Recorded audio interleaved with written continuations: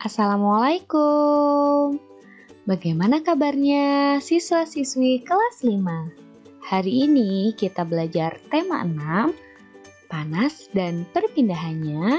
Subtema 1, suhu dan kalor. Pembelajaran 3. Yuk kita mulai pembelajaran kita hari ini. Perhatikan gambar yang Bunu sajikan. Buku merupakan salah satu media cetak yang menjadi sumber informasi yang paling sering digunakan masyarakat hingga saat ini. Apakah kamu memiliki buku serupa dengan buku pada gambar yang Ibu sajikan?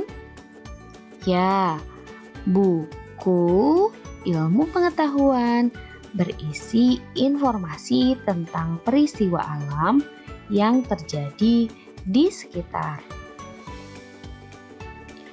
Untuk memenuhi kebutuhan hidupnya, manusia harus berhubungan dengan lingkungan. Dalam hubungan dengan lingkungan, ada peristiwa saling memengaruhi satu dengan yang lain. Bagaimana manusia berhubungan dengan lingkungan alam? Yuk kita mulai pembelajaran kita hari ini. Semua makhluk hidup yang ada di bumi melakukan hubungan dengan sesama makhluk hidup maupun lingkungannya. Lingkungan alam terdiri atas benda mati dan makhluk hidup. Lingkungan alam merupakan sumber penghidupan bagi makhluk hidup karena alam menyediakan semua kebutuhan makhluk hidup. Benda mati dan makhluk hidup saling memengaruhi antara satu dengan yang lainnya, bahkan antar keduanya saling berkaitan. Benda mati memengaruhi makhluk hidup. Contohnya, jenis tanah, suhu, dan curah hujan di suatu tempat dapat memengaruhi jenis tanaman yang tumbuh dan hewan yang berkembang di daerah tersebut. Contoh makhluk hidup memengaruhi benda mati. Daerah yang banyak tumbuhannya akan menyebabkan daerah tersebut menjadi lebih sejuk.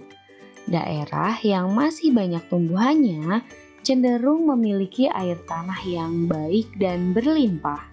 Hal ini terjadi karena tanaman membantu tanah untuk menahan air dan menyimpannya di dalam tanah dengan baik. Bagaimana dengan manusia? Bagaimana hubungan manusia dengan lingkungan alam?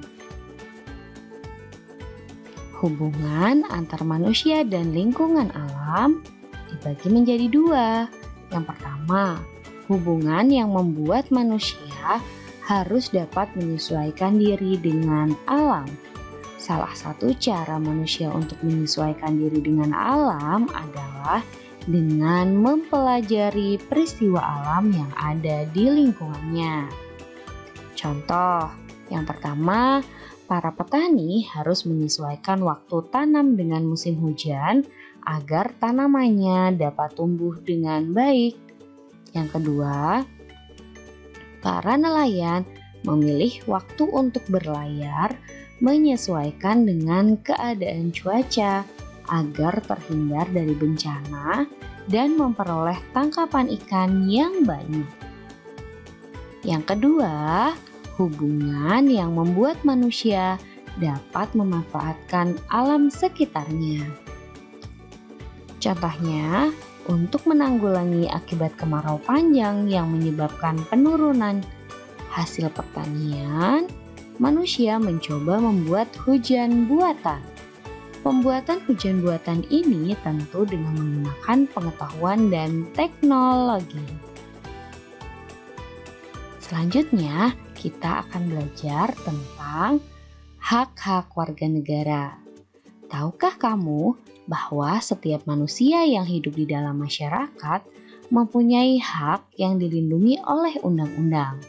Salah satu hak warga negara Indonesia adalah mendapatkan pendidikan yang layak. Tahukah kamu apa maknanya? Kita adalah warga negara Indonesia.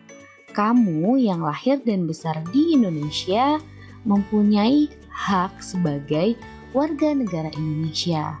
Sebagai seorang siswa pun kamu mempunyai hak-hak yang harus kamu ketahui.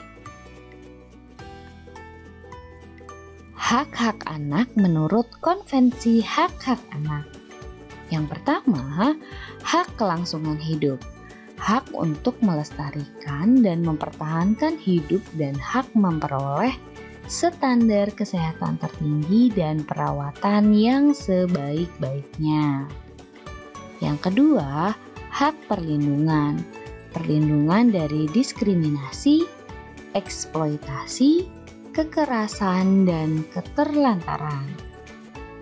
Yang ketiga, hak tumbuh kembang, hak memperoleh pendidikan dan hak mencapai standar hidup yang layak bagi perkembangan fisik, mental, spiritual, moral, dan sosial.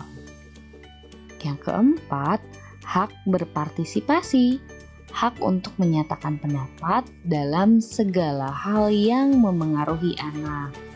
Nah, selain hak-hak anak menurut Konvensi Hak-Hak Anak, di sini juga kita akan membahas hak-hak siswa.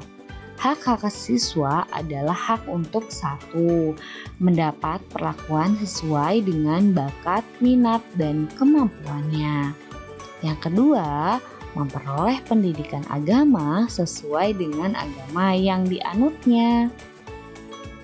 Selanjutnya, mengikuti program pendidikan yang bersangkutan atas dasar pendidikan berkelanjutan. Keempat, mendapat bantuan fasilitas belajar serta beasiswa.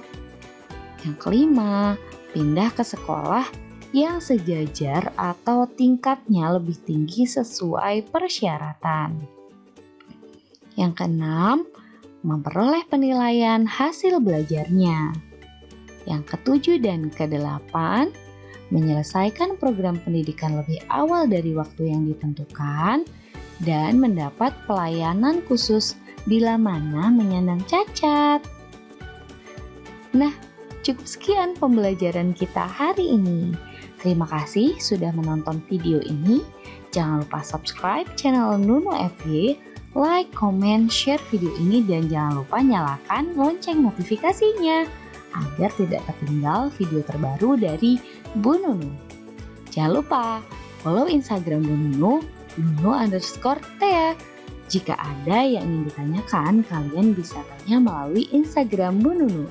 Terima kasih. Wassalamualaikum warahmatullahi wabarakatuh. Dadah.